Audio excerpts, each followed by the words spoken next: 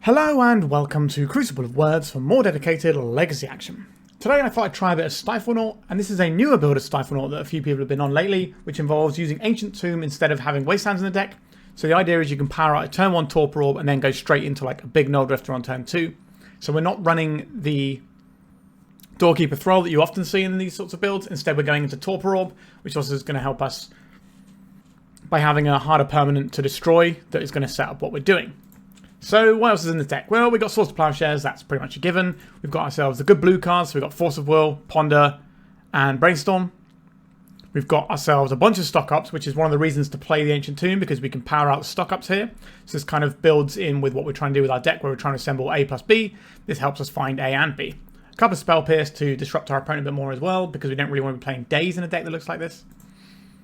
Then obviously we've got the 8 things we're trying to cheat in, the 8 ways of cheating them in, and then just a few Urza Saga targets. So Lavaspur Boots, who doesn't love a hasty Dreadnought? We've got Mox Diamond and a Lotus Petal as some alternate mana sources that we can fetch at the end of our Saga chains. We've got ourselves one of each basic, an Otawara and a Meticulous Archive. Everything else is fetches, jewels, and obviously the aforementioned Ancient Tombs. Sideboard wise, we've got a little bit more removal in the Path to Exile, as well as a couple of prismatic endings. We've got Hull Breacher, which is something that having an Ancient Tomb mana base allows us to do, because we can slam this down on turn 2, sometimes on turn 1 if we have a Lotus Petal or the Mox Diamond. Some more counters in Hydroblast and Consign to Memory.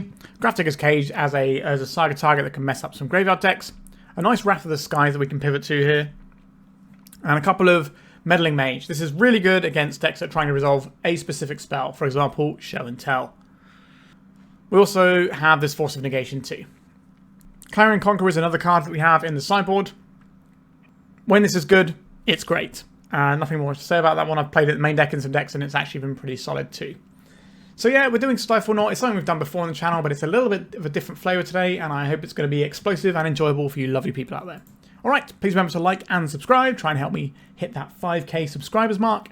And let's just start jamming some massive monsters into play. If you've been watching my content and thinking, I'd like to play some Legacy too, then check out 3for1 Trading, one of Europe's leading Magic the Gathering retailers. They have weekly offers and upload new cards every Wednesday. And it's not just Legacy stuff they sell. They have a beautiful selection of vintage and old school cards too. Support from sponsors like 3for1 Trading make it possible for me to put out videos and help keep Legacy alive, so why not give them some love? Click their link in the description below and use my code COW3 to enjoy free worldwide shipping on your first order over €500. We're on the play here. We've got some options available to us. I'm going to keep this. I believe we're going to play the Flooded Strand. I don't really want to have to crack this, but if we do, then so be it. But I don't want to get Wasteland in the first turn cycle. This way we can hold a Spell Pierce or Brainstorm. I'm not sure if I want to be firing out a Mox Diamond right now. Alright, a Tundra from our opponent and a Ponder. Sure. This is not where we're going to aim our Spell Pierce.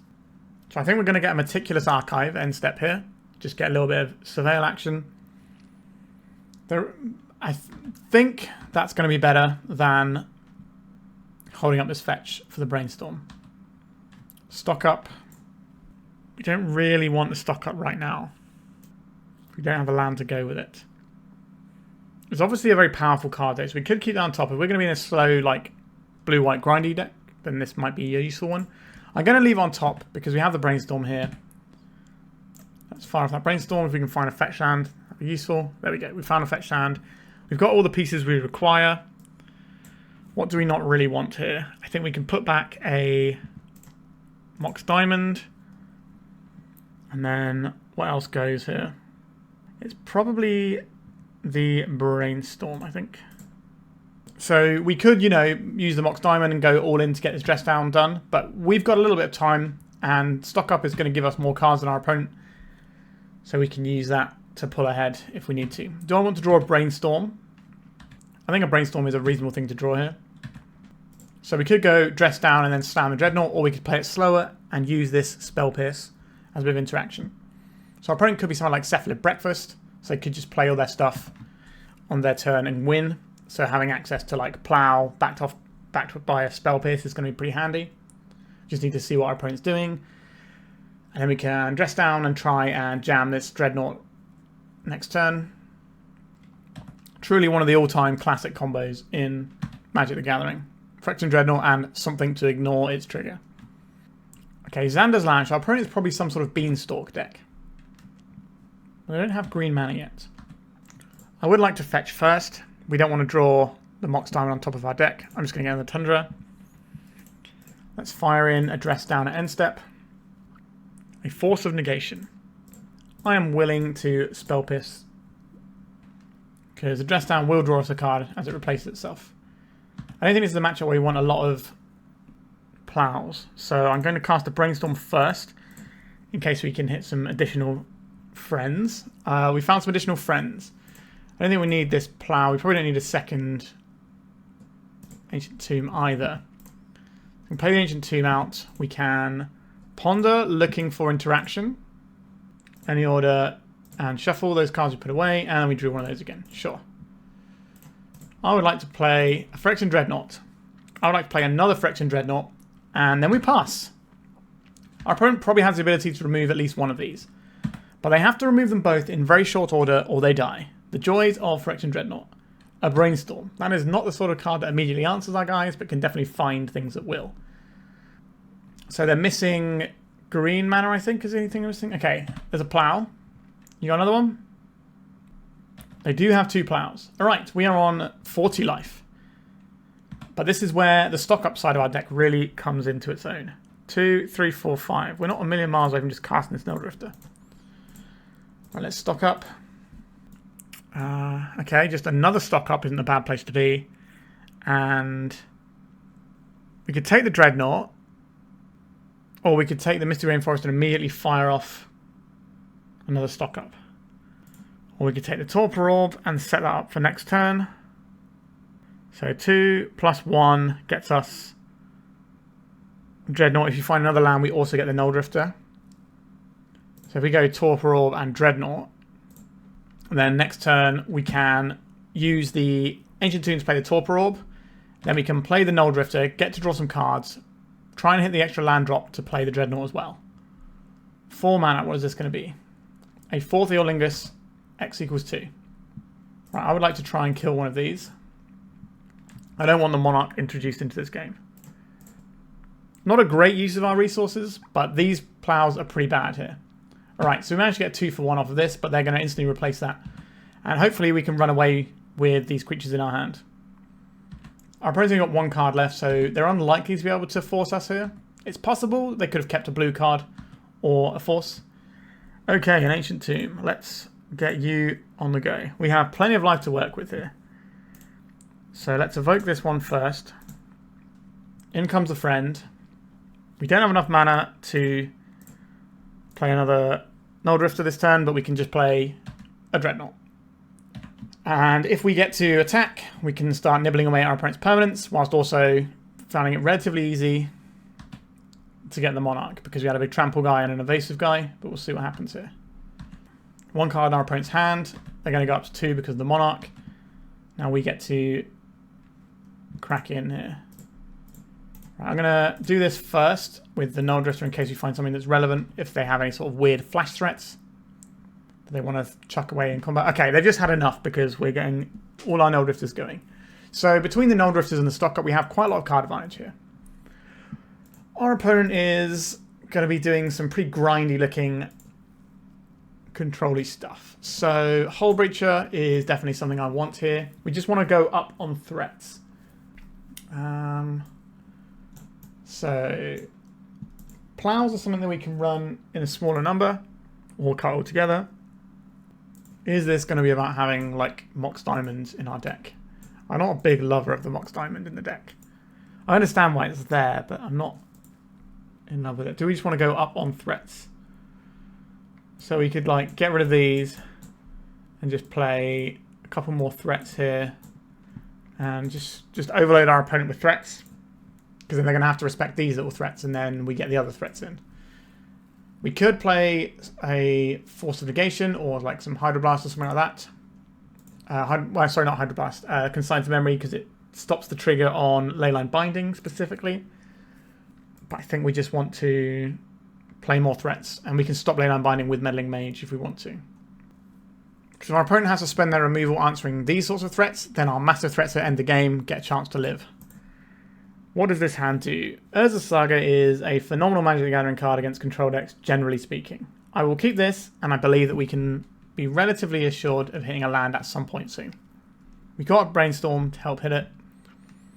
Ponder. So the black mana means that our opponent might have something like a Orcish Bowmaster in their deck. There are builds of this which just play like a tri-land, which is like their only black and red source, and they're basically like Bant. Okay, I'm not really worried about Wasteland, so I'm just going to play out this Tundra. We've already got our land drop here, so we can just start grinding as a Saga value and see what our opponent wants to do about that. We can sit on a Force of Will for anything super spooky. We'll play this Saga out. I'm pretty happy to not see a Beanstalk on our opponent's second turn. They might be fearful of something like a Spell Pierce, so they're playing around that. An Orcish Bowmasters, you say? Is this a thing that we really care about? I don't think it is. Like, yes, it looks a bit awkward when we have these Nulldrifters, but the Urza Saga is going to do a lot of work here. I don't think we're fighting over our opponent's threats, and we're going to treat this like a threat. It does mean that this Brainstorm is pretty much locked in for the Force of Will, but that's okay. I think something like a Hull Breach is going to be a more impactful card. I'd like to protect this and keep it around. If we can stop our opponent's card draw engine, we should be able to roll them over. We also have Urza Saga constructs which can check these in combat and force our opponent to remove them. Everything they spend on Urza Saga, they're not spending on our bigger threats down the stretch. And we can always just evoke a Nulldrifter. Sure, we draw 2 extra cards, they ping a couple of times, but we have a Nulldrifter, and that's going to be pretty solid. Provided it's getting cheated in and it gets to stay in play. It isn't just like a divination. Alright, we'll take 1 damage here. They're worried that we flash something in, so they're not attacking with the Bowmaster. We will crack our fetch on our turn to play around them drawing a Wasteland and giving us annoying timings for trying to get our thing going. Is this where we're fighting? I think it has to be. Alright, because if that gets into play, then our opponent just ends up with way more cards. Alright, so I will get a Tundra off of this Scalding Tarn, and I'll do it now. Some of these decks play 1 Wasteland, sometimes they have a few more. This way, if they have a Wasteland in play and we have the fetch, then if we ever crack that fetch, they just Wasteland our Saga and we don't get the construct out of it. This way we can guarantee a construct. It's a small thing, but it can end up making a huge difference to how a game plays out. The ward that we can get off the Boots of Going Faster will be pretty nice because we can shove that on a Hull Breacher as well. If our opponent makes us want to Hull Breach, we can do that too. They're happy to trade this token for our token, so I'm just going to take the 1. Our opponent's win condition isn't really our life total. What is this? Comet Stellar Pup. What does this do? Deals damage. Makes squirrels. Return cards. Okay, whatever. That's not something that I'm particularly concerned about. What do they end up with? 2 hasty guys. They could have played that pre-combat and got more damage in. Alright. Saga beats are beginning. Saga beats are continuing. We'll get this Lavaspur Boots. And I will deploy a Tundra. I will equip it to this one. And we will attack the Comet Stellar Pup, I guess, is fine here. So they're probably going to do some amount of chump blocking. They can put 3 creatures in front of 1. Or they can just take the chump block here. So next time we can Hull Breacher, equip it, and then have a bunch of guys swinging in. And there's also the threat of Hasty Dreadnought now. So what do they get? A minus... okay, they returned up the Beanstalk to their hand. That's kind of cool. So hopefully we can make the Hull Breacher, and that will do a good job of stopping the Beanstalk. Alright, all these lovely cards our opponent's playing that I would like to have a Hull Breacher in play for. So now that we know that they're running Comet, does that mean we want Hydroblast post-board? Possibly. I'm not really convinced by this as a card. I think it's like fun, but the fact that it's so unreliable in what it does means it's just not really up to Legacy power level in my opinion. Like you could just put anything in this slot in the same deck and it'd play out mostly the same. Are they going to get some jabs in or are they going to protect their Comet? Going to get jabbed in with the guy that they don't want to chump block with. Makes sense. Clarion Conqueror. Not great with our Lavaspur Boots here. Okay, I'll get a basic island, I guess. Let's try a Hull Breacher so we can equip it. Seems a bit weird playing this at sorcery speed, but we'll do what we can do. If they kill this in response, then the Lavaspur Boots doesn't come off of our other guy anyway. Sure, I plan it. So this fails to have a target, and then we go to attacks. And then we can attack Comet with a bunch of stuff. This will force a chump block here, and then the Comet's going to take 3. And then maybe the Comet finishes itself off. So it looked like they were holding that plow to mess with one of our creatures, but we forced them to use it on another creature. Alright, what is this going to do? What does the 5 do? Deals damage with a number of loyalty counters. Okay, so it dealt like 1 damage. Okay. No, they dealt a bunch more damage and killed our guy. Okay, yeah, because you take the counters off after, that's where our token went. Okay. Don't particularly like the way this is worded in terms of when you're looking at how it works. It should just tell you what it's doing. I believe our opponent is going to win this game now, though. They are quite far ahead with double beanstalk goodness. Right, they're pinging us. Now, obviously, we have some really big splashy plays our opponent has to respect. And if we can get one of those big splashy plays and our opponent doesn't have like the immediate force, because if they force at any point here, they're just going to be gassing right up whilst taking out one of our spells. Alright, we continue to play lands. We could cast a Ponder here. It's not ideal.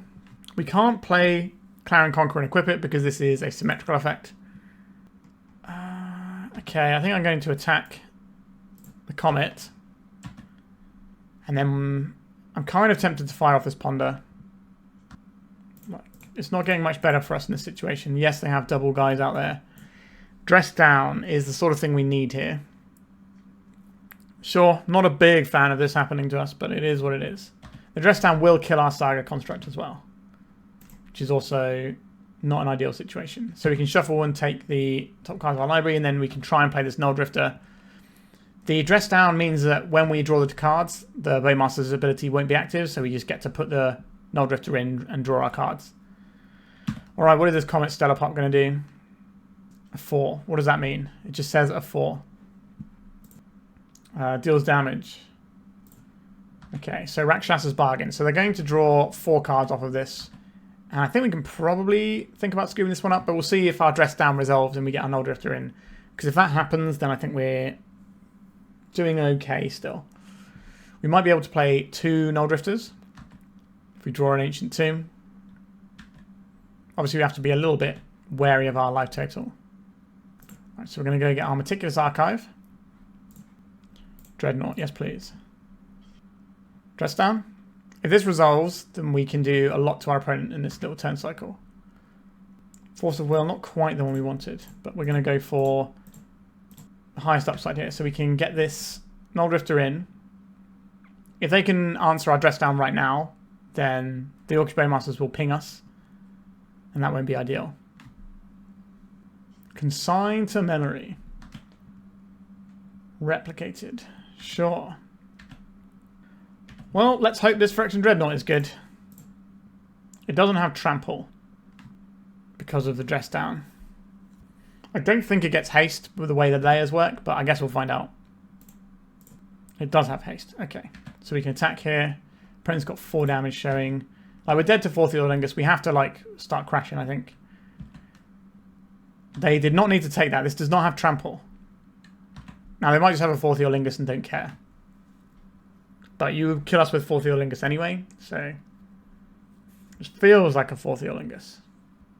So this is going to be 6, 7, 8, 9, 10 damage. I think we can scoop that up and go to the next game. So do we want the Hydroblast because we've seen 4th Eolingus? Is that going to be better than the Meddling Mage? Maybe. Meddling Mage can definitely jam them up though, because you can name source to Plowshares. And that makes things a lot more difficult for them. Maybe I'm not in on these Clarion Conquerors. There was just like a guy that we could have, but maybe we could just try having some plows back in to deal with the Bowmasters. I think that's reasonable. Sure, we'll give this a whirl. But we can play around the Bowmasters using our, stock up doesn't actually care about Bowmasters because you're not drawing cards and the dress down shuts off the Bowmasters. I'll keep this. We will go Meticulous Archive into stock up and see if we can create a situation where we can make some enormous creatures early doors where our opponent can't necessarily spend all their time fetching around for the stuff they're looking for. Because you then get a lot of time to cantrip your way to answers to Dreadnought, because it does kill you awfully quickly. We don't need another land. Let's get rid of that. Source to Plowshares, not ideal. Right, stock up. They could have Spell Pierce. They haven't shown us stuff like Spell Pierce. Alright, it does just resolve.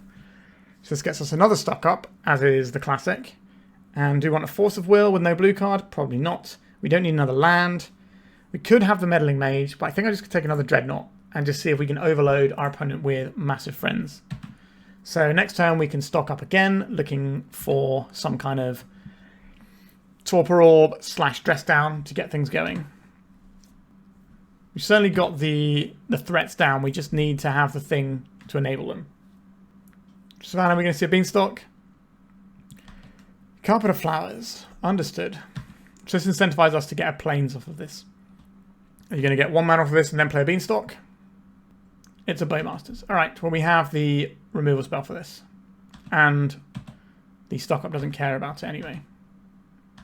A Spell Pierce, you say? Okay, let's go for a stock up. Yes, I would like a Torpor Orb. And I guess we take another Dreadnought. And then we're going to discard if we don't do anything here, so we can just go and get a Plains. And we can plow this Bowmasters. So we're not helping our opponent's carpet out. Next turn we can Torpor Orb with Spell Pierce back up and just drop a couple of Dreadnoughts. Brainstorm from our opponent, sure. Beanstalk, yep, it's a pretty good one. Alright, they're going to jab us for 1. Makes sense. A Meddling Mage. I don't think we're doing Meddling Mage things right now. I think we're doing a Torpor Orb backed up by Spell Pierce here. They don't have Consign's memory mana up, that's a Savannah, so that's good news for us. Alright, Dreadnought number 1. Dreadnought number 2. There's an argument that we should leave up the island so that we can't be waste off this. They haven't shown us a wasteland yet. It'd be very inopportune if they drew that a 1 of wasteland right now, though. So I think we're maybe supposed to leave the blue open rather than representing things like plow. Should be noted that Meddling Mage isn't a trigger, so that it doesn't get stopped by a Torpor Orb, which is nice. It's just good to build it. Okay, this is a Rakshas's Bargain. Again, we're not fighting over that, we're fighting over the stuff that interacts with our threats. You have lots of cards, we're fighting over where your mana is at. And a Brainstorm, sure.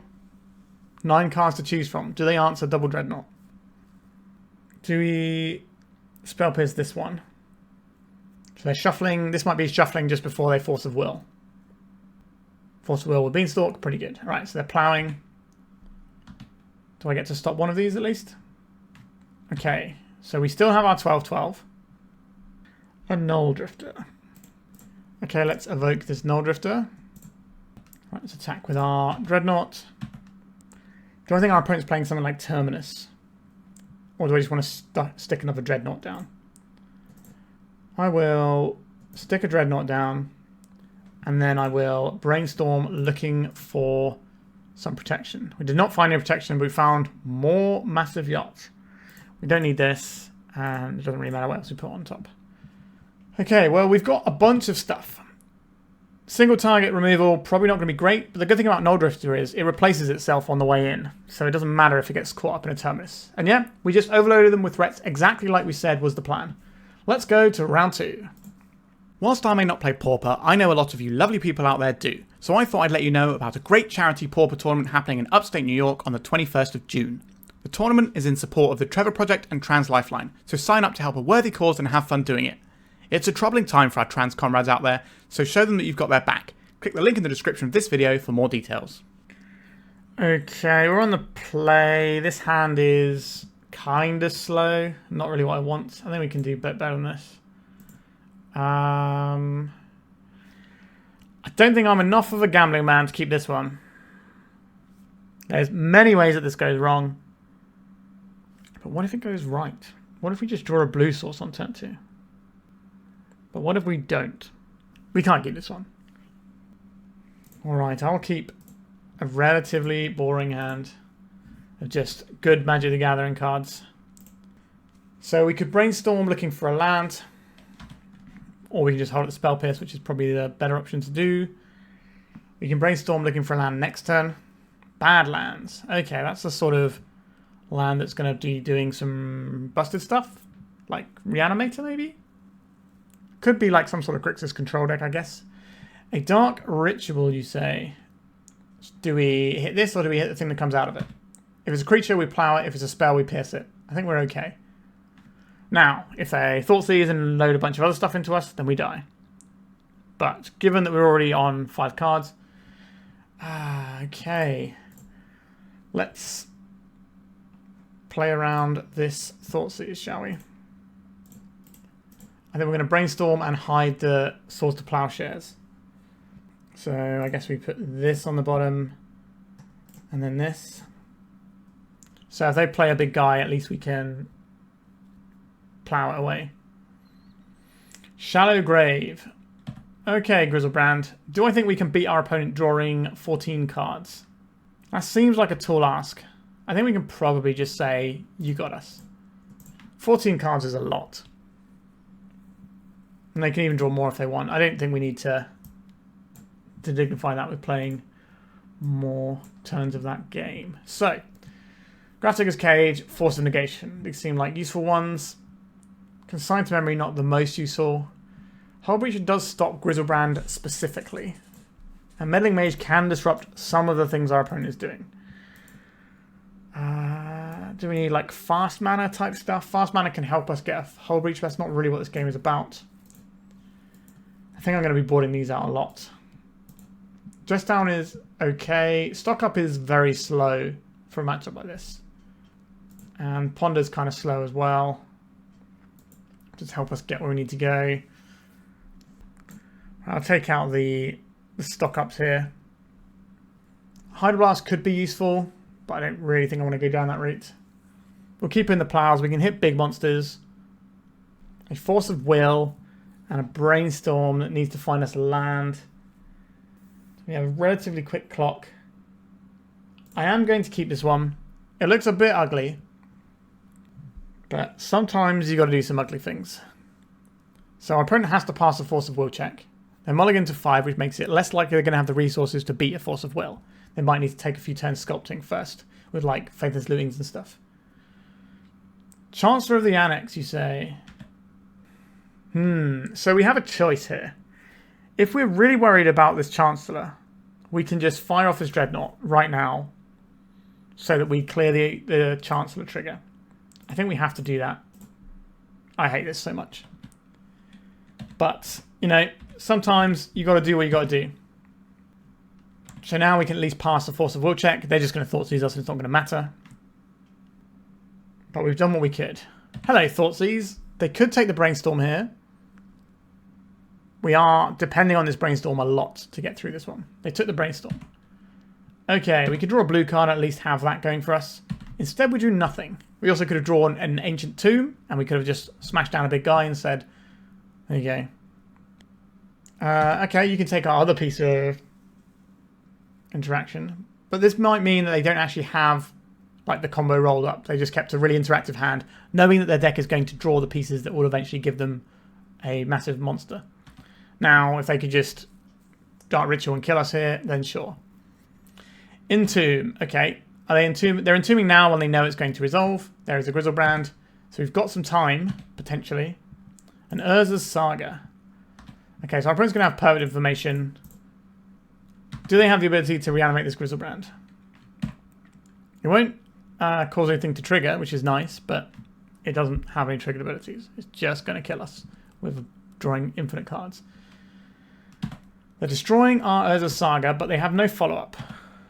Okay. A Spell Pierce. Alright, we're gaming. Sort of. There's a Swamp. Swords to Plowshares. Okay. Real garbage time magic. I would like a second orb, please. I'm not going to play the third one out. This means we're protected against Wear Tear to keep these in if we try and play a Dreadnought and they can just Wear Tear one. But we keep the other one so that we're protected against Serenity. Oh, Brainstorm. Do like a Brainstorm a lot here. They sideboarded into like Bowmasters.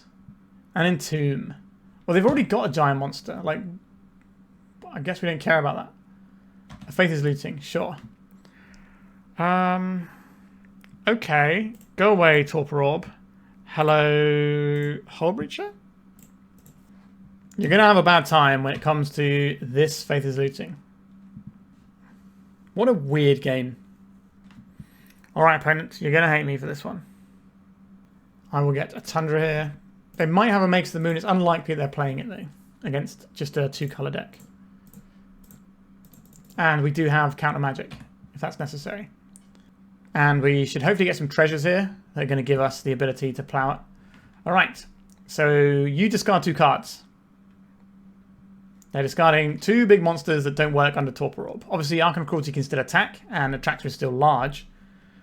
But the scariest parts of those cards are things we have to worry about. We have a lot of mana as well. Okay, I don't mind a dress down. If they shallow grave something, we can dress it down so that we don't have to worry about it ruining our day. We have found something that resembles stability here. Right, they're cracking in their upkeep. Is this a Surveil land? No. They're just thinning their deck. I doubt our opponent has space for Surveil lands. They need all their stuff to come in untapped because they are an aggressive combo deck. So we could cycle this if we wanted to, just to draw a card. But we could use this as our blue card for the Force as well. Although we have 1, 2, 3, 4, 5, 6, 7. So we could just cycle the dress down. But I think having this to stop Shallow Grave from doing anything makes more sense. We have 3 damage coming in every turn. It's not really going to make much difference if we put another creature in at this point. We can maybe take 1 turn off the clock, which can be relevant, but I don't think that's what I want to be. We're going to keep this Ancient Tomb in case we draw a Brainstorm. We can do emergency dress downs. But being able to dress down and then plow the creature just means that we're covered. Are we going to get there with the hand that had triple Torpor Orbs? Could be. So we can go and get the Meticulous Archive and get a tiny bit of selection. Like, a Dreadnought doesn't matter here. It doesn't change the clock.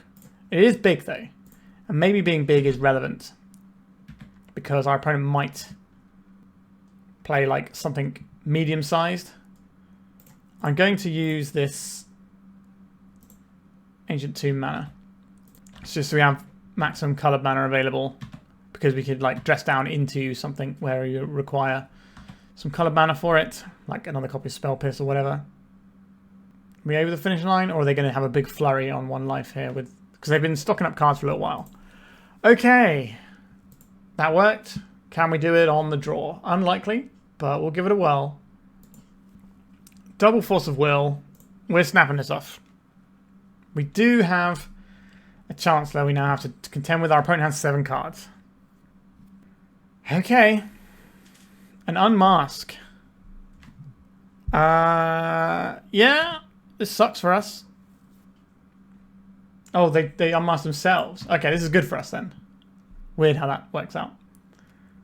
Okay, are we just dumping our hand here? Thanks, I hate it. No. Oh no, our spell is countered. We're back in garbage time again, but we are a cantrip deck, so we should be able to have smoother draws here. I will take this. I think the Surveil land is important here. Please don't kill me this turn. Okay, they're not bringing anything back. Let's get Meticulous Archive. I will take any blue card here. Torpor Orb is pretty good. So this shuts down some of their guys and enables us to play Dreadnought the next turn. So if they get a Chancellor in play, we can just play a Dreadnought and pay the 1 tax, and then we have a massive guy that is going to win the game quicker. Especially if they use a Reanimate to get back their Chancellor. So I like our spot here. Our opponent can have things like Entomb, which just gets them a much scarier monster. The Thoughtseize. Now what do you take here? Do you take the Dreadnought or do you take the Force? It's the Dreadnought. I think that's pretty fair. That also shows us that our opponent isn't going to do anything really busted right now. Blue card?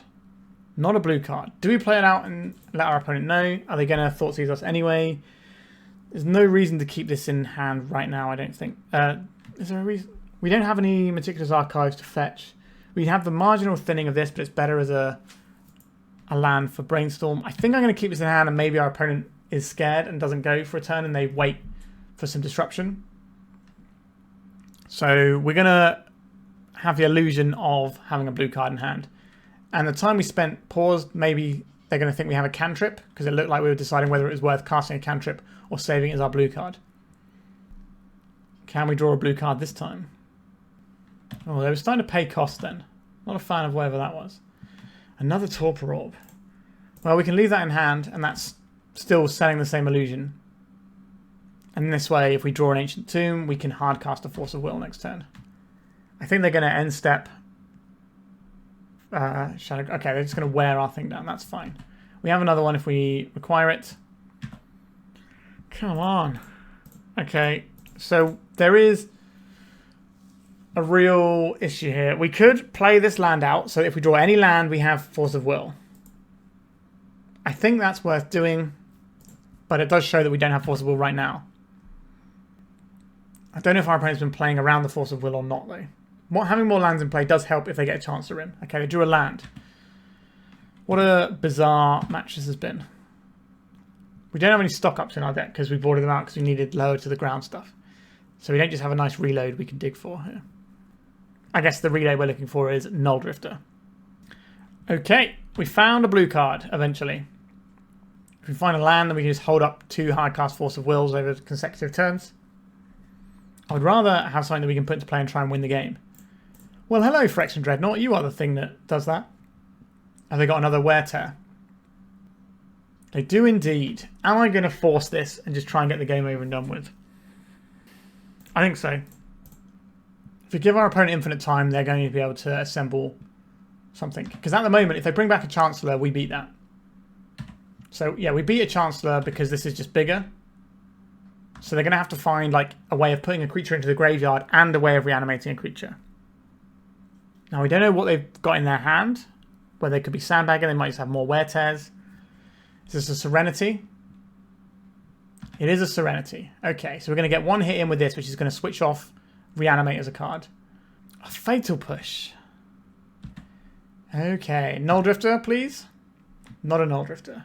Like we're playing the Megalith Mage, but what on earth are we naming? What are we naming? They've already had a Reanimate. Is it Entomb? Is that what I'm most scared of? I think it is. I don't want our opponent getting access to all their good monsters. So we're going to lose the Torpor Orb here. I would be pretty happy just to draw a Nulldrifter and just evoke it for 2 cards at this point. Okay, that is good. We have a Grafdigger's Cage in a couple of turns. And that should hopefully go some way to locking things out. They got another Fatal Push. Are we going to get hit by a Bowmasters? No, they're just taking land out of the deck and F6ing. What a bizarre game. Okay, a Spell Pierce, that is unlikely to be relevant, but if they, like, Faith is Looting and then go for something, we might be able to stop it. We just need to get through this one turn, and then we get the Grafdigger's Cage. And then we've got a nice line of defense. And we're also going to be cracking him for a lot of damage. A land. Okay. I think we're doing all right. Now, if they're not playing the cards in their hand, they might be copies of Entomb, or they might be cards like Serenity style cards as well. Alright, Verdant Catacomb is being cracked. I would like to get my hands on a Grafdigger's Cage here, please. Let's get a Tundra here. Let's cast a Ponder. Another Spell Pierce. Doubling up on Spell Pierces might be useful next turn. I'm going to put these back, just take the Ponder. Alright.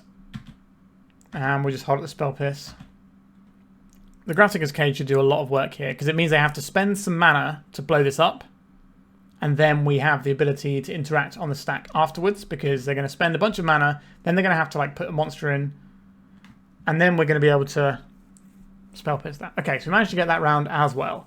Some real rolling around in the dirt Magic the Gathering there, but that's sometimes what happens when you have these ultra-fast combo decks where you have to skew your deck. On to round 3. This hand doesn't really do anything. We know everything's paired with the Force of Will. If the plows aren't good, then our hand doesn't really do anything. We'd have to get a non-basic as well.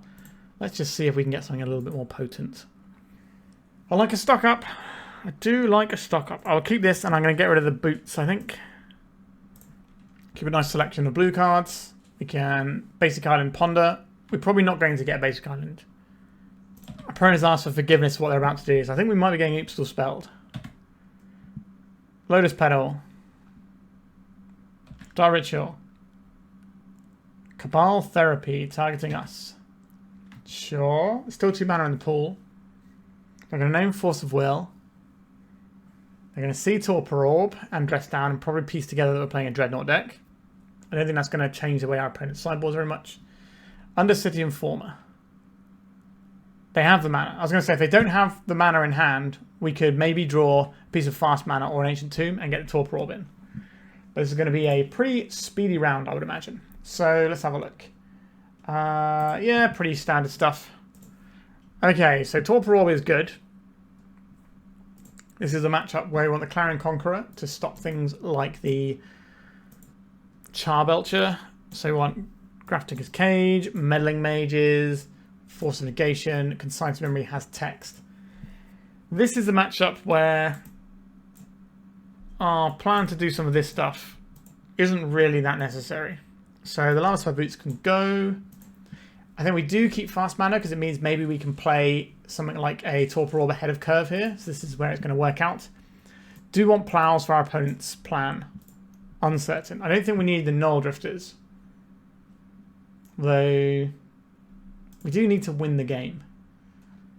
But the Dreadnought is the thing that's going to win the game quicker for us. Okay, let's take out a couple of Nulldrifters and we'll leave the rest in. We can take out a couple of plows. I'd like to have some to dig into, but actually, if we're boarding in these threats, do we even need the Nulldrifters? Shredding our opponent's permanents is not nothing, but 3 mana is a lot. Let's just get rid of them. And we'll try something like this. So if they do board into like plan with Barragoyfs and all that sort of jazz, we at least have a couple of plows in there. I think this is as good as it's going to get. Okay. I guess we keep this one. Alright. Clarion Conqueror is going to be an awkward one. Alright. Grafdigger's Cage. So Clarion Conqueror will turn off our Mox Diamond, but it'll turn off all of our opponent's other win conditions. So the reason we did this is so we have blue mana so we can start casting these ponders and getting somewhere. But at present, we passed the Force of Will check. But they kept 7 cards, so they almost certainly have some disruption or protection. Here comes a Lotus Petal. Here comes another Lotus Petal.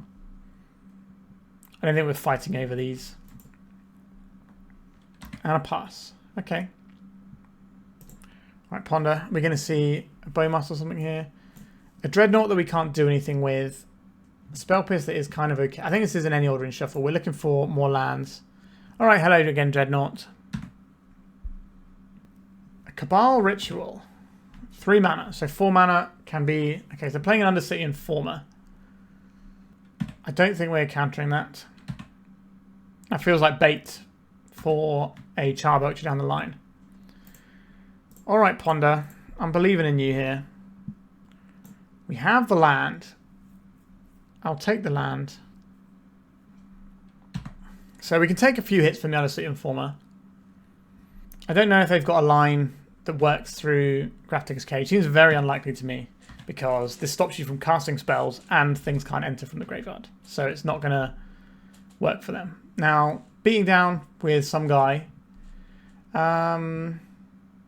Sure, you can Thoughtseize me. I have double Force. I have double Brainstorm. They could take the Dreadnought if it's anything that impacts the board. Yeah, that seems like a reasonable play. So we know what the next card down is, but I'm still going to dig a little deeper. What do we got? Lots of stuff. So I'm going to put back a land and a Force of Will here.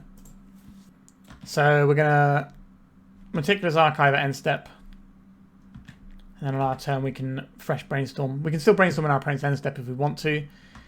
If we're looking for specific things, but I'd rather dig deeper. Because we could try and Brainstorm and use our mana as efficiently as possible. I don't think we want this. But I think it's better to just look at more cards. Since that's what this game is most likely going to come down to, whether or not we can find enough. Torpor Orb is pretty good here. I like the Otawara, but we don't really need the Otawara right now. We haven't played a land actually, have we? But I kind of want to keep up all of our blue things, but maybe we just play a massive guy. So we put back the Petal, and we can't cast a Spell Pierce this turn if we're playing the Dreadnought. Alright, so this will defeat our opponent's beatdown plan pretty handily.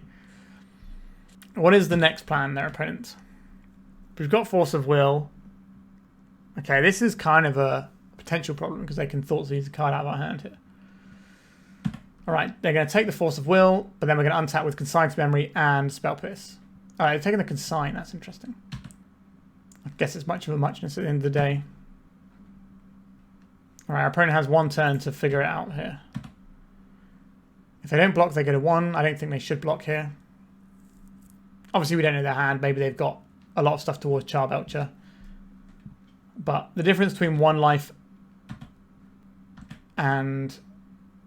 I guess if they block here, they can have an untapped land, right? They can save themselves 2 damage. Sorry, 3 damage. Okay, so we managed to get the win there. I think our sideboarding is fine. Let's just go in again.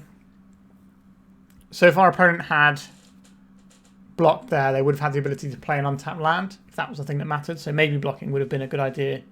We don't know what was in their hand, though. We have a Force of Will. We will need to find another land. Is our opponent mulliganing a bunch or not? 7 cards, opponent. What are you doing to me? Like, we can't throw back a Force of Will hand. Hopefully our opponent doesn't have turn 1 protected. Thoughtseize. Sure, you can take my Force of Will.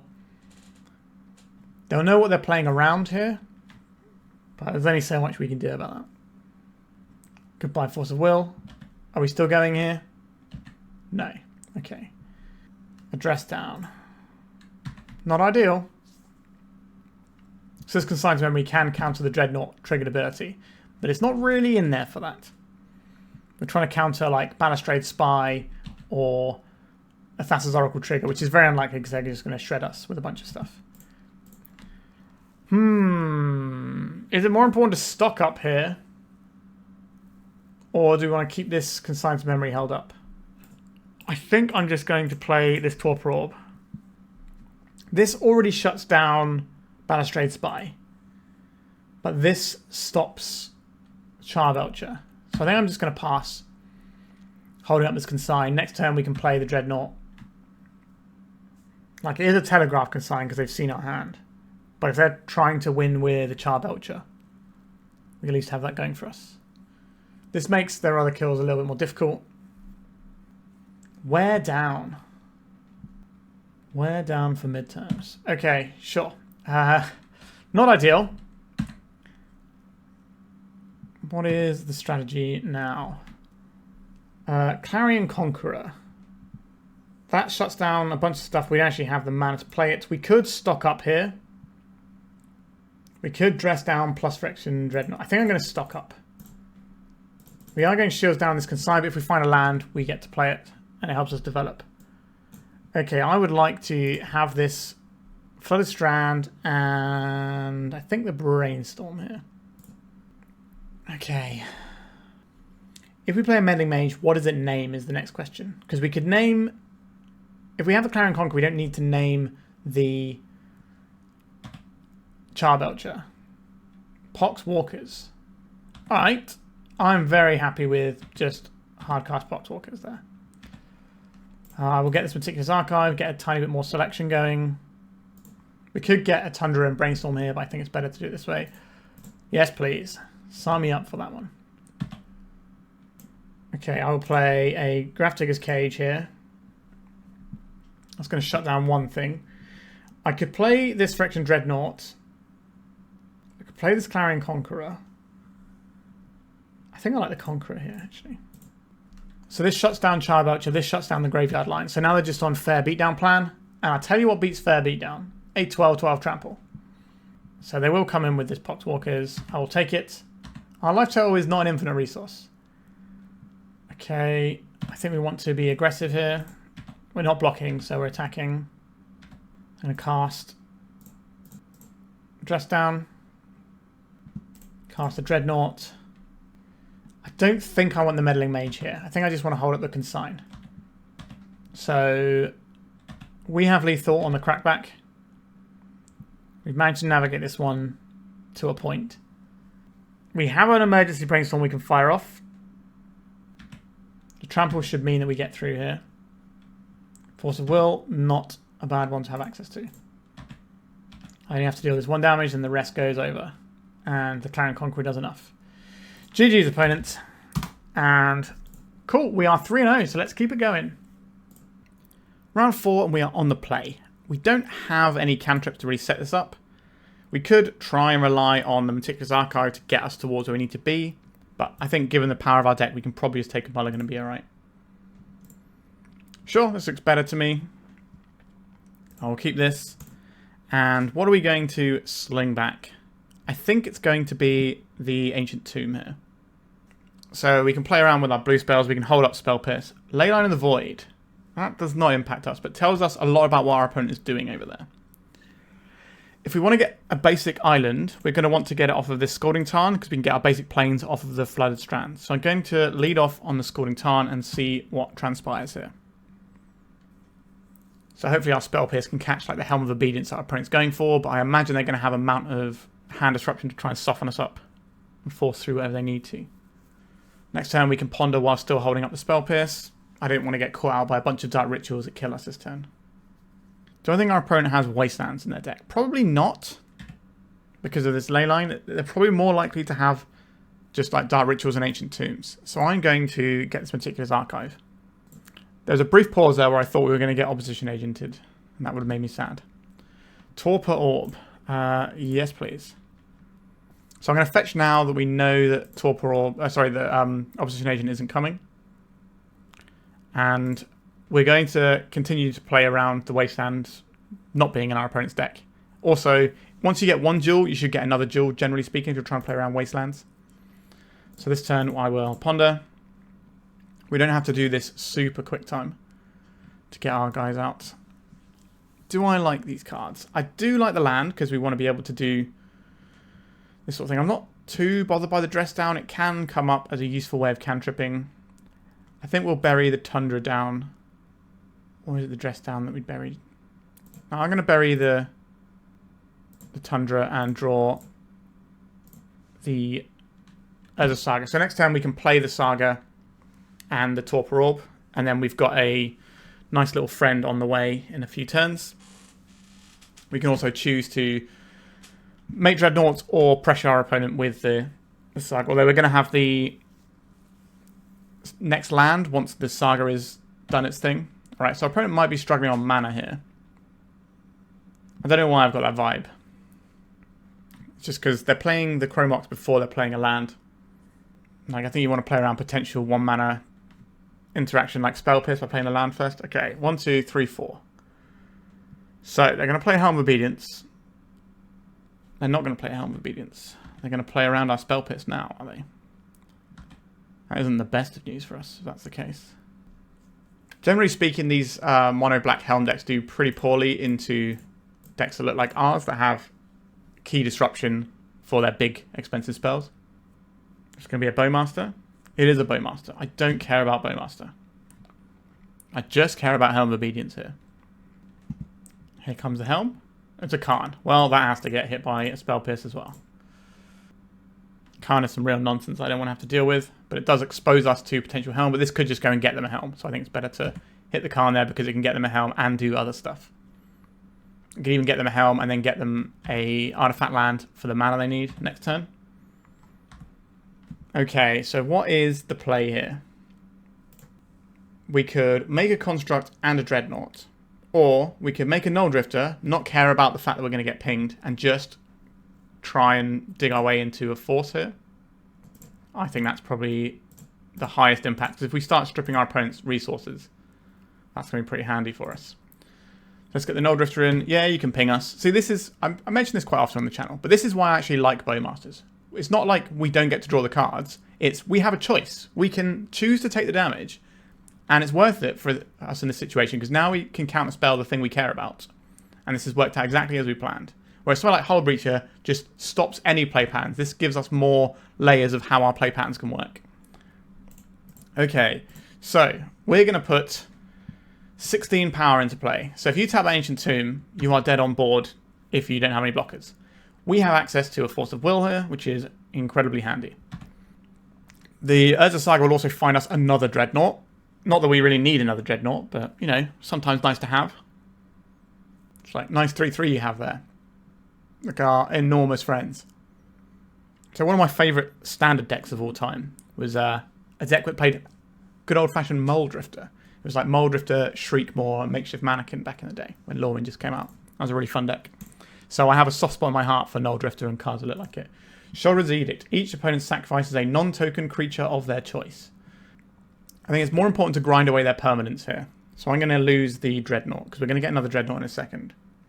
Is that correct? I think it is. Because we're still going to have a pretty similar clock, whichever way we keep them. Okay, attacking with 2 Dreadnoughts. Like, they don't have to care about the first Dreadnought hit. So the first Nulldrifter hit is going to do more, because it's going to take away their permanents. And maybe we take away one of their lands, so it makes it harder for them to, like, Thoughtseize us before going in. Alright, so we're going to make 1 construct here. We're going to get a Dreadnought. Going to play out our Lotus Petal. And we're going to go to attacks. Let's see what you want to sacrifice. Probably the Orc Army token. It is the Orc Army token. So we have choices of trying to ponder to find something, or what are we trying to find in that situation. I think that our best bet is to just hold up Force of Will, and then maybe have a dress down that we can use if our opponent's got something really weird that we need to deal with. The dress down will kill our construct token, but we're not relying on the construct token to win the game. 1, 2, 3, 4, 5. So here comes the Helm of Obedience. Here comes our counterspell. I'm not sure what they have for just a black mana that can deal with this. If they had green mana showing for something like a Veil of Summer, then it would be a different situation. But if they freak us out with a Elvish Spirit Guide... Okay, we got the scoop. Okay, so Meddling Mage. Yeah, that seems pretty good here. The Force of Negation seems good. We only really care about one thing they're doing. Clarion Conqueror seems good here. We can blow up some of their stuff as well if we want to. So we have lots of options. If we're boarding in the Clarion Conqueror, I guess we get rid of these Lotus Petals. Do we get rid of the Lavaspur Boots? I think the Lavaspur Boots might still be useful, because we can like just jam in and beat our opponent with something ahead of curve. And that could be the deciding factor. So, at present, we only have 2 slots coming in, which is probably going to be the Clarion Conquerors. If we want the other slots coming in, we need to trim more stuff from our deck. Torpor Orb is going to be good against our opponent's Orcish Bowmasters. There might be some other things that are relevant too. I think I would like to trim back on some of our big monsters. So if we get rid of one of these, we can have access to a Force of Negation. I don't really like Karn. Our opponent's deck has a handful of big splashy plays that we need to deal with. And if we deal with that, the bits and pieces they have left over will get crushed by everything else we're doing. So I'm going to get rid of a Force of Negation. I think I will get rid of another Nulldrifter in favour of a Path to Exile. So we have an instant speed way of killing something like a Dazzling Voidwalker as part of their combo. Now, do we want answers to Ensnaring Bridge? I think we probably do, which means a Wrath of the Skies comes in. Which means, are we getting rid of a Torpor Orb so we can get our Wrath of the Skies? If we're going to be playing a more defensive game here, then the Wrath of the Skies is going to blow up our own Phyrexian Dreadnought most of the time. We do obviously want to keep a reasonable amount of threats going. Maybe we do just get rid of the Lavaspur Boots. Consign to Memory is also a card we want here, isn't it? And I'll get rid of a Torpor Orb. So the Dress Down is better for us here, because we can play Dress Down and it shuts off the Orcish Bowmaster, so we can, you know, do our Nulldrifters and stuff in peace. No blue card for our Force of Will. A bunch of A's and no B's. I think this is going to be a mulligan for us. Now, we could just play as a Saga Gaming, which might be tempting if one of these Dreadnoughts was a blue card. Nulldrifter is colourless, so we don't get to use this to pitch to our Force of Will, so I think we're going to send it back. But we have 5 Forces and a couple of Spell Pierce. Spell Pierce is very likely to be live all the time here because our opponent's trying to resolve big 4-drops. Our opponent spent a long time thinking about whether they were going to keep. This hand is a lot better. I think we'll keep this. Now, you may be saying, we don't have blue mana, but we don't need blue mana here. What would I rather keep? A Spell Pierce or a Path to Exile? I could bin off the Brainstorm, since we don't have blue mana and we know they're a Bowmaster deck. And then we have some options. Like, we're definitely keeping Ancient Tomb as a Saga. That's our plan to win the game. We have Force of Will plus blue card. I think I want to keep both options here. So maybe we actually just get rid of the Dreadnought and we're going to win with Saga tokens. No leyline to start with. That means our Path to Exile is going to be live to disrupt any sort of Helm of Obedience kill. So the 2 things our opponent's deck has that we're scared of are Karn and the Helm of Obedience kill. Sure, you can 2-for-1 yourself to get some mana. That's fine by me. Our opponent's deck isn't really big into card advantage, so it's not like they're recouping this. Now, they might have a copy of the One Ring in their deck, or multiple copies, which is something we have to point our Force of Will at, because we will not beat the card advantage of the One Ring. Sometimes you can let them have it for a turn if you're planning on smashing them with a big Dreadnought, but generally speaking, the One Ring is something that you will lose against more often than win against. That's basically how Legacy works these days. Our opponent's thinking long and hard about what to put underneath this Chrome Mox. What do we got under there? A Dark Ritual. So that might suggest they have more mana that they can do stuff with. Now, we could fight over this Doughty Voidwalker, but we do have an answer for it if we can draw white. I think I'm just going to let this Doughty Voidwalker happen. Now, we do get punished if they take our Force of Will. If I draw a fetch land or something, then we play that instead. Okay, we just drew the Dreadnought we put away. Alright, we're going back to the plan. Not having access to white mana could be a problem here. But we get to make some constructs here. We can pull a Dreadnought out of our deck when the Saga pops if we don't want to draw a Dreadnought. We don't really have any other good targets to get out of our deck. I'm happy to take 3 damage for a few turns. That's not going to kill us. Alright, no additional land drop for our opponent here. No hand disruption that turn either. Also nice. Our hand is going to be so good when we draw a Tundra. The Ancient Tomb is obviously going to add to our opponent's ability to clock us. But like I said, we find any white mana source. We don't have to worry about the Doughty Voidwalker. We just need to use our tools as effectively as we can. So this looks like a Helm of Obedience turn. An Ensnaring Bridge. This was one of the things that we mentioned could be an issue for us. Do we have to answer this? I think so. What are we getting rid of here? Stock up obviously is probably going to be better for us than a Brainstorm. Brainstorm can find additional land. I think we're going to get rid of the Brainstorm. If we find a blue source, we can still Spell Pierce. So this is going to put a Force of Will in the Void for our opponent. But if they're attacking with a Voidwalker, they don't have access to it. It does mean that they can maybe try and... Okay, so just holding up the Doughty Voidwalker. That's interesting. So they're quite scared of what we're doing. But we don't need to play spells right now. We can just make constructs. So we don't have anything good here. I don't really want to draw another Dreadnought, so I'm just going to take a Dreadnought out of our deck. And I'm going to sacrifice it to its own ability. And we missed on mana here. So I think it was okay putting the Force of Will here because we have the path for this. Now, as I keep mentioning, we don't necessarily get to use this path if we don't have the mana, but we have to believe in our deck to draw some at some point. Also, they can't use the Force of Will to protect the Doughty Voidwalker because the Doughty Voidwalker dies to get the Force of Will, so I don't really mind that one. Maybe they'll make a mistake and try and get this Dreadnought and forget about the trigger. We do have to be careful about playing anything like a Torpor Orb, because if our opponent plays his Dreadnought, that could be a little bit sketchy for us. Obviously, we can path it if the Doughty Voidwalker's not there. Okay, this looks like a Helm or a Karn. It's a Karn. So we have 2 creatures that pressure the Karn already. So this is probably a plus. They can minus just to get a card to make sure they have a card. Or they can plus it so that we don't kill it. Depends what they want to do with this. They have 0 cards in hand, so it's probably going to be a minus and get something. But if we can draw a mana source, then we're cooking. We're going to draw another Ancient Tomb, aren't we? I feel it in my bones. But we're a sixth of the way through our deck. Right, they're plussing the Karn. So what this does do is make the race a bit weird.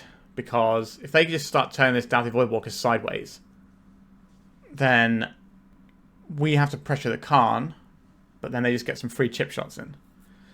So we really do need to find that white source. I'll take a basic island as well. But if they're not attacking with this, then we get to pressure without our life total hurting. So if we play the Torpor Orb here, our opponent gets a Dreadnought. That seems bad. So I would like the artifact to pump our things, but I think we're just going to go for this and hope that our opponent doesn't draw a land this turn. Because the plan for them is going to be minus the Karn, get the Helm, play the Helm, activate the Helm. So we could have played the Torpor Orb, killed this, but then we have to deal with a Phyrexian Dreadnought. Maybe that's correct. A Thoughtseize. Okay, so we're going to lose the Path to Exile here. So we do have a little bit of an issue there. We'll see what they get with the Karn. So we could have played the Torpor Orb, killed the Karn, and then been able to play our own Phyrexian Dreadnought to check theirs. That is another option we had available to us. Maybe that's actually a stronger line than the one we took here. Yeah, I think I actually like that line a little bit more. But it would have got absolutely blown out by a Thoughtseize though. Because they could take our Dreadnought, and then if we don't hit the white source, we basically die immediately.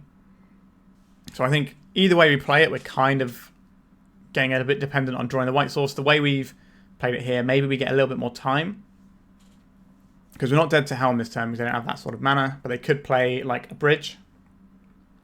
They could also just play our Urza Saga. They took the Ponder. That's not the card I was expecting them to take. What am I missing here? We're a long way off of casting Wrath of the Skies here as well. They're going for the Ensnaring Bridge. So we're going to be having a bit of a slow one. Are they going to attack first? They are. So they're getting in a chip shot. And then they're going to sit behind the bridge and try and draw their answer. So we boarded in the Wrath of the Skies specifically for this. There is only one Wrath of the Skies in our deck. Oh, wow, we found the plains. That's kind of interesting. So we could path our own guy to get a basic island and then start stocking up and doing that sort of jazz. That's kind of an interesting way of playing it. Do I play this Torpor Orb right now or not? What does a Torpor Orb do for us? It pumps our constructs, which isn't necessarily a thing we want. It might force them into going shields down on the Force of Will here. Because they might just go for the Dreadnought, then we can path the Dreadnought. But then we're losing our own mana.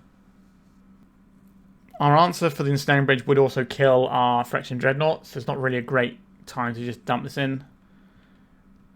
I think we're just going to pass with the intention of probably pathing our own guy to get blue mana. Unless our opponent plays a Helm of Obedience. And then we need to obviously kill this Doughty Voidwalker. But I like the ability to path here and then stock up on our turn. Alright, lots of mana. What a weird game this has become. Not sure this Spell Piercer is going to do very much for us. Also, by playing the Torpor Orb last time, we would have taken 2 damage off the Ancient Tomb. And that would mean we have less ability to cast stock-ups and dig towards what we need to blow up the bridge. A Clarion Conqueror could be quite interesting here, because it'll take them off of some mana, which maybe makes it harder for them to empty their hand, although 4 mana should be enough to empty their hand. So we're going to path our own guy. If they want to what are they getting with this? Is it just going to be our Ponder? Probably. Yeah, they're just getting our Ponder. Sure. If they can't play what they draw, we might be able to get a chip shot in with a Construct. Which will put our opponent to 12, which means we only need 1 hit from Dreadnought at some point. Weird game. I guess when your deck is built around playing coloured spells and you just keep a colourless hand, you're going to have a weird game. They shuffled their library. Okay. So we don't need to hold up a path for Doughty Voidwalker anyway, so let's get ourselves a blue mana source. The Rampant Growth mode of Path to Exile. Consign to Memory is quite a nice one to have access to here. I would love to stock up. We would kind of have to hit a blue source. I think we do need to do this at the end of the day. Like, we're not getting anywhere if we're not digging away. Right, we found 2 of the things I want. That's good news. So now we have access to... Oh, we missed 1 damage there. Whoops. So we have access to the Consign to Memory now. Or the Spell Pierce, if that becomes relevant. We haven't seen an opposition agent yet. It's possible it's in there, though. Shouldered the Apocalypse. Oh. Well, that's a bit of a doozy, isn't it? Let's go and get our Meticulous Archive. We don't need this. This is going to kill us pretty darn quickly, as it turns out. Another Clarion Conqueror. So we get 1 more draw step in this game. We can't really tap this Ancient Tomb anymore. Yeah. Things are bad. So we have 1 more draw step to find a Source of Plowshares to deal with this immediate threat of the Shouldered. We can't cantrip our way to more Shouldered action either. To more answers to the Shouldered. At least it can't attack, I guess. Alright. We did draw the plow. That is really handy. Okay, I will plow this creature. And there's no point playing the Torpor Orb. We're just going to hold up our counter spells. So the Clarion Conqueror will shut off their Chrome Moxes. It will shut off their Karn. It will shut off their Helm Kill. However, we don't really need to do that. We need to blow up all their permanents. So I think we're going to be not playing out the Clarion Conqueror unless our opponent ends up with a bunch of mana. A bunch of cards in hand. We'll just keep doing these little chip shots for 1. We can tap our Misty Rainforest for black thanks to our opponent's Urborg, so we don't have to crack this. Which means we don't have to go to 1 life, so Force of Will can still be a live draw. An Ancient Tomb. You just tap that every turn for us opponent. That would be lovely. We are dead to Orcish Bowmasters already. So I'm going to evoke this Nulldrifter. So we tap this for black, tap this for black, and this for blue. An Otawara. Okay, that dramatically changes what's happening here. So I believe we want to deploy the Torpor Orb now. Or do we do this all next turn so we can hold up Spell Pierce as well? Is Spell Pierce going to matter here? Probably not. Alright, I'm going to play a Torpor Orb. I'm going to assemble a lethal board, then I'm going to Otawara away this in Stonebridge. I forgot we're running the Otawara. That's quite handy, obviously. An opposition agent. So no more fetches, but we're not really fetching at this point anyway. So we go Dreadnought, please. Clarion Conqueror. We'll pass. So we'll have 6 in the sky plus 10 off of this. That's 16, and then 3 off of this. So they block this, they take 12, 13, 14, 15, 16, 17, 18. So we have lethal damage if we play the Clarion Conqueror, and then following turn we Otawara. We don't get windmilled by anything here because of the Clarion Conqueror. We don't have to worry about Karn activations or Helm activations, but we do have to worry about removal spells. Karn the Great Creator. Are we counterspelling this just in case we lose our Clarion Conqueror? I think we are. I will not replicate this because we're still holding up Spell Pierce. Like, this shuts down Planeswalkers, so we don't actually care about the Karn that much, but there are situations where the Karn could matter. Okay, another Dreadnought. Let's play that out. And another Clarion Conqueror. Black, black, white.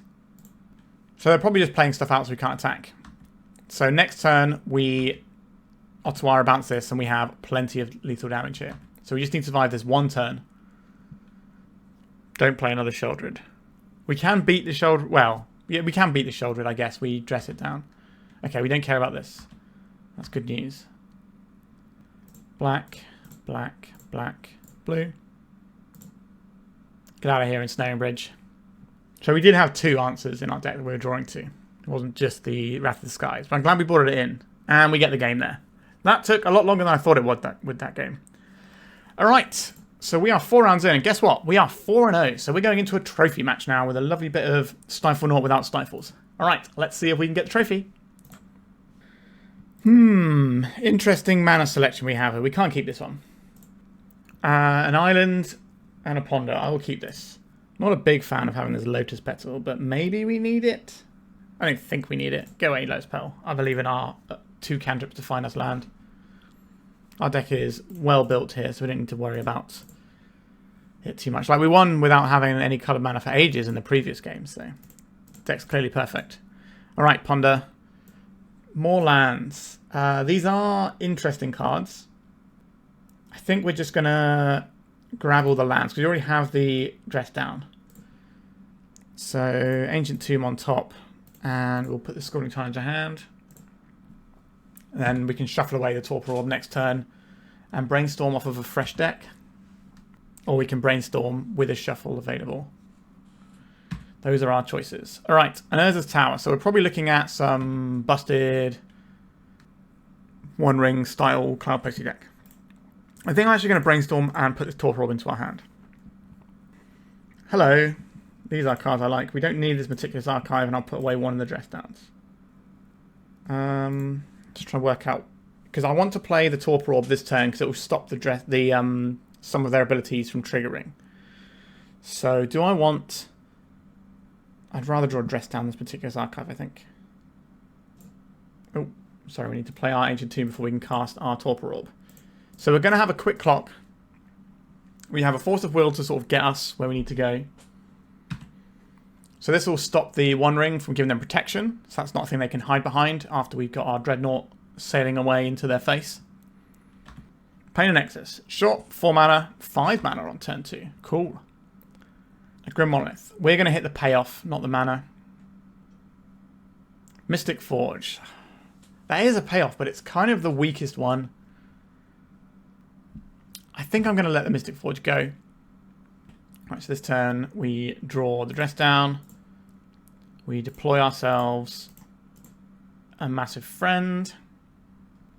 So we can use Dress Down to shut off a Glowing Fleshraker for a turn cycle as well. This also stops Glowing Fleshraker pings, which is pretty nice. Because the pings is whenever a colourless creature enters, you ping for 1. Alright, so we're probably going to fetch the Meticulous Archive with the Scalding Tarn if we don't have to Dress Down this turn.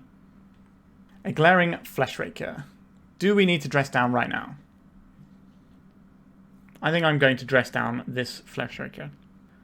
So I'm going to go and get ourselves a Tundra here. So they won't get any extra mana, so they can't rip more cards off of the Mystic Forge. Then we can ponder our way into a removal spell for this. Ideally, we want to get access to a Brainstorm, so we can try and play another Dreadnought into Lavaspur Boots and just kill our opponent in 1 turn. That's probably not going to happen, but we'll see. What have you got here, opponent? They're untapping the mana. Okay, so we could be seeing something big here. Another Fleshraker. Okay, so our plan is to Dress Down our opponent's next turn. So the Ponder is now what's getting pitched to our Force of Will. Goodbye, Dress Down. A Flooded Strand. There is an argument to ponder here. I just don't think we want to do that, though. Right, we get this from Meticulous Archive. So, let's have a think. If we ponder, and we find a blue card and a path, or a blue card and a swords, that's kind of okay. I think we're just going to Dress Down in our opponent's upkeep. Right, we're going to Dress Down right now. We still have the mana for a Spell Pierce if that becomes relevant. Okay, we drew a Plow. So we just need to fade our opponent having something we care about. The One Ring won't give them protection. Oh no, this is creatures. Sorry, Doorkeeper Thrull is the one that blanks artifacts. So we do actually have to counter the One Ring. Reading cards is important. This is not the same as Doorkeeper Thrull, so we do need to counter the One Ring if it comes down.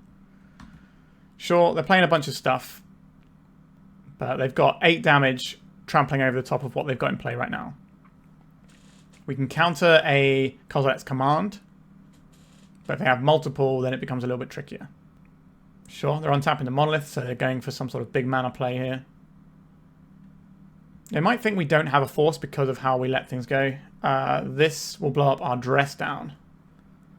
That's kind of annoying. Alright. So I think we get the Tundra here. So this gains them 3 life, right? And draws them a card. Do we care about that? The 3 mana is kind of interesting. I think we plow one of these so they have less mana available. Sorry, yeah. We get rid of that, so they go up to 8. So this can't kill our colourless creature. So I am going to allow this Ugin to resolve. If they gain 3 life, they go to 8, 9, 10, 11. And it's going to be very easy for them to block there, isn't it? I think we have to answer the Ugin. This really exposes us to things like the One Ring. And this not being Doorkeeper Thrull is actually kind of big in this situation. Alright, so this is not going to ping us, which is good. Alright, our opponent knows we've got nothing in hand, so we just get to S6 this turn and see if our opponent bricks themselves with their Mystic Forge. So they can untap the Forge and get an extra card, but they've untapped the Monolith, so they're getting extra mana. We don't want to see the One Ring or a Kozilek's Command. Now, we have Clarion Conquerors, so that's a pretty handy one to have. Okay, so you have 2 mana, 3 mana, 4 mana, 5, 6, 7 mana, so they can Lattice lock us, or they can just play the Ensnaring Bridge and pass a turn, and we would then have to find our Otawara. What would you like to reveal? Is it just going to be the One Ring? Perilous Snare. That is the Oblivion Ring, isn't it? Okay, that is obviously terrible news. What works here? We're going to need to draw like Nulldrifter. That's the sort of level of card that we require. Oh, also does some max speed stuff because our opponent doesn't have enough stuff on their side of the board. They needed to get an emblem as well. I'm going to take one more draw step, then scoop, I think. Another Mystic Forge. This is just clearing cards off the top. I think our deck is quite well positioned against what our opponent's doing. Just generally speaking. Obviously, this game isn't necessarily working out for us. But I think a lot of that comes down to our sideboard being really handy.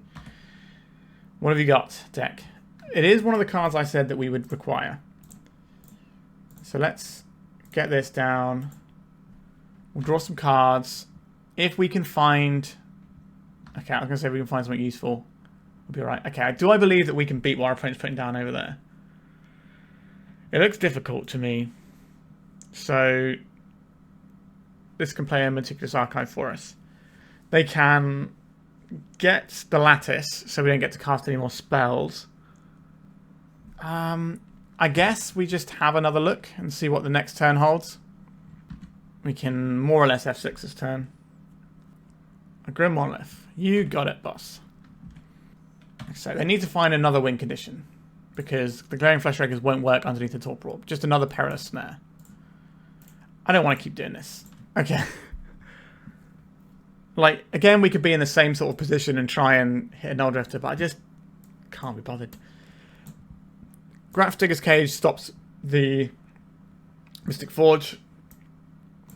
Force of Negation, useful. Hull Breach is useful. Consign to Memory, useful. Clarion Conqueror is excellent.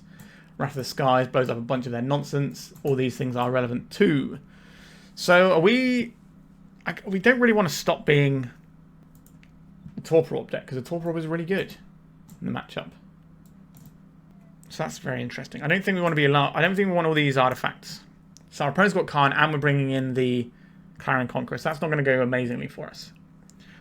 We do need Plows so that we can answer the Fleshraker. Early term Spell Piercers are still very good.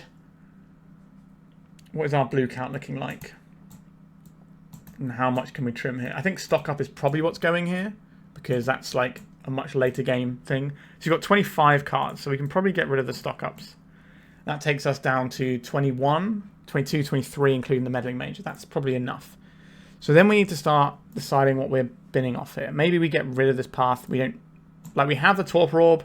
That already does quite a lot against their Fleshraker. The Dress Down is actively good against them as well. I don't think we can trim more blue cards. We've still got 5 things to cut. Maybe because of the things we've mentioned, we can afford to go lower on, like, Plows. Do we need the Grafdigger's Cage? It stops 1 card in our opponent's deck. It is a 4 of, but How useful is Prismatic Ending? It can take out some early stuff. Maybe the Nulldrifter is a bit slow and we'll just trim those. Right, we'll try this. I think our deck should be alright in this matchup though. Like, we have Clarion Conquerors. We have counterspells to their big haymakers. A turn to Clarion Conqueror. I will keep this. So Meticulous Archive into Clarion Conqueror into Dreadnought Smash. I will take it. So Perilous Snare is still a thing our opponent gets to do, but they can't fetch it because Clarion Conqueror says no, which is pretty nice.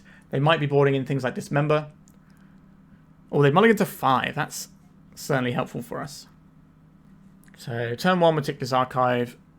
Turn 2, Clarion Conqueror. Turn 3, Phyrexian Dreadnought off of the dress down. If we draw a Force of Will, then we're probably not putting the Dreadnought in. We just need to protect our Clarion Conqueror right there. So you could play the Tundra out and keep the Flooded Strand for the purposes of a Brainstorm that we draw. But we don't have a Brainstorm right now, and we have our mana spoken for the next couple of turns anyway. So I think it's just right to crack this for a Meticulous Archive. The Old Ancient Tomb Pass. Right. I would love to find a Force of Will. Disruptor Flute. What are you going to name here? I'm going to have the heads up play and name Clarion Conqueror. Consign to memory. Yeah, that's a fair one. We don't have as many as we would have done in the past when this deck was able to play Vexing Bauble. A Spell Pierce. I will keep that for later. So our opponent has 1 turn to answer this before we get Spell Pierce to protect it. This is some nonsense. We can also do Dress Down, Dreadnought, holding up Spell Pierce, and then we pass the turn. The Dress Down goes away, and it's still impacting what our opponent's doing. Urza Saga is probably how they're going to get through with this Clarion Conqueror. But Dress Down, despite being very good against our own Urza Saga tokens, is very good against our opponents. It's Dismember. It is a Dismember. That's pretty good. So we have some options here. We can Dreadnought Smash, or I don't think I want to Dreadnought Smash. Not yet. I would like to clean up some Saga tokens. Our opponent's only got 3 cards in hand. They were on a mulligan. Spell Pierce can cover something like a One Ring this turn. And if they're One Ringing, they're not making Saga constructs, and that's fine. A Planar Nexus. Another Tundra. Okay. How much damage am I willing to take off this Saga? Right, so they can make a guy. I would like to play the Dress Down in our opponent's end step. But we'll see what they get off of the Saga, because maybe that changes things. If it's just like a Lavaspur Boots, I doubt it is. It's probably going to be a Manifold Key or a piece of mana. So we can afford to take a hit this turn. And then we Dress Down, untap, unload our hand. And then our opponent probably has a bad time. Yes, it's just a Manifold Key. This can make their constructs unblockable, but they're not going to have any constructs in the very near future. Another Manifold Key. Sure, that's another damage that we're taking this turn, but that is A-OK with me. Goodbye, all of your things. Hello, a land. And this stays until our end step, so we get to... Oh, we've even drawn the Force of Will here. Alright. It is all coming up Millhouse today. Let's draw some cards with this. That's pretty tasty. I would like my opponent to die next turn. So I think I'm going to just play this Dreadnought. Hold up this. I guess we could play the Torpor Orb here. It stops any Fleshraker lines. And then we're going to be doing Force of Will Pitchcast anyway. Right, we've got a Force of Will to hold back the tides. And we have lethal damage coming in next turn. So we're countering the One Ring, I think, here, or a Kozilek's Command. Kozilek's Command, X equals 3, 1 mana. So they get 3 mana from this, and 3. I think we're just going to hit this and make sure our opponent dies next turn. I'm not sure what they're baiting with just 2 mana here and 1 card. Alright, we get the game. So 1 more game for the trophy. Do I like what I've sideboarded here? Yes, I think our deck looks pretty solid into this matchup. Let's go. So we cover their backup plan really nicely. with the dress down. So this hand is not a keeper. We can't use this Force of Will. We don't have anything to go with these. So we're going to mulligan. Spell Pierce is relevant. We can keep this. Do I want to draw some cards and strip their permanents? They make so many permanents. I think we just make the big smash guy. So turn 1 we probably just have to hold up the Spell Pierce. Turn 2 we play the Torpor Orb. A Manifold Key. They even had a turn 1 play. Good for them, I guess. A Source of Plowshares, not too shabby either. So we don't have to worry about the Flesh Raker straight away. We can just plow it. Okay, not huge stacks of mana here. Another Manifold Key, that's fine. That's not the thing we're going after here. Alright, another key. A Clarion Conqueror. That is real good. But I think I'd like to protect it, if possible. Like, if we just send it here and they have... This is a really interesting turn. I think I'm just going to play the Torpor Orb and hold up the Spell Pierce. I'd love to draw a land next turn. 1, 2, 3, 4. So this is the 4 mana turn. If our opponent plays the One Ring and we'd have just tapped out for this Conqueror, that might be a bit awkward. Alright, another key. Just keys for days over there. Okay, so now we have a Force of Will. That is really quite the useful addition to our hand. So I'm just going to pay some life, play the Dreadnought, sit on Spell Pierce and Force of Will. Maximum interaction, super quick clock. 2 cards on our opponent's hand. I'm feeling good about this one. I wonder how it's all going to come apart and we lose. Kozilek's Command. This is going to be a Spell Pierce for us, I think. Oh, nice to hit a Spell Pierce against the big mana deck. And now we have the Force of Will for the last card in their hand. I don't think we Force of Will a One Ring here. A Mystic Forge. This allows them to play cards off the top. I think we do hit this. Because if they play cards off the top, it doesn't care about the Clarion Conqueror. They can't tap it. Okay, so this turn is an attack with Dreadnought. Then we play a nice disruptive piece here. And there we go. Our opponent's got 1 card to beat our massive board. Well, the trophy is ours. Kozilek's Command is pretty good here. They still only get 1 more card after that. Did you top deck a Kozilek's Command? They probably have to go after the Dreadnought, otherwise they're like 100% dead. Unless they can chain some stuff together, I suppose. Maybe the One Ring gets them there. So currently it looks like a Kozilek's Command for 3. Okay, they're putting some extra mana into it. I think it makes sense. You just have to dig more cards. All the mana you put into this comes back out the other end anyway. Actually, no, if they're drawing cards... Yeah, they have to draw cards here. So they Kozilek's Command, like I said, they have to do this, and they're going to draw 1 more card. But we still have our Clarion Conqueror. So they need... What do they need? They can buy themselves a turn with a One Ring, and then maybe draw into another Kozilek's Command and take out the Clarion Conqueror. So it's potentially going to slip away. It's possible. We've done everything we can do here. What do we need to draw? They can't kill us with the Flesh Raker for now because of our Torpor Orb.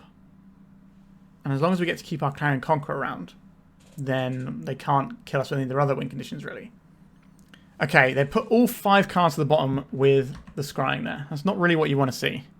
We've got to go through another turn cycle to get this one done. Another Torpor Orb. Does that matter?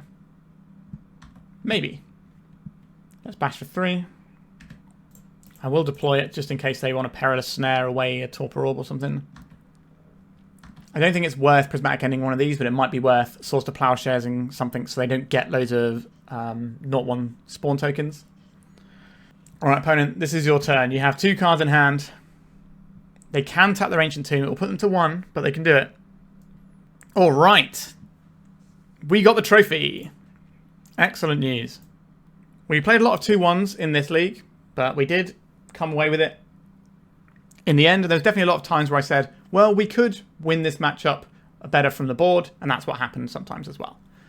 So let's talk about this deck. I think this deck is really good. I've always been a big fan of playing Stiflenought style strategies. I think they're really fun, and who doesn't love smashing with the classic big monster, right? But it does feel like it has a lot of tools that are quite well positioned. So we saw Dress Down and Torpor Orb absolutely messing with our opponents today. So the Torpor Orb stopping the Glaring Fleshraker pings meant that our opponent couldn't incidentally kill us and they had to find more stuff. Now, we ended up losing one of those games anyway. But I do like how Torpor Orb can line up against Doomsday as well, and a few other decks like Death and Taxes and such. Another thing I think is really interesting to mention.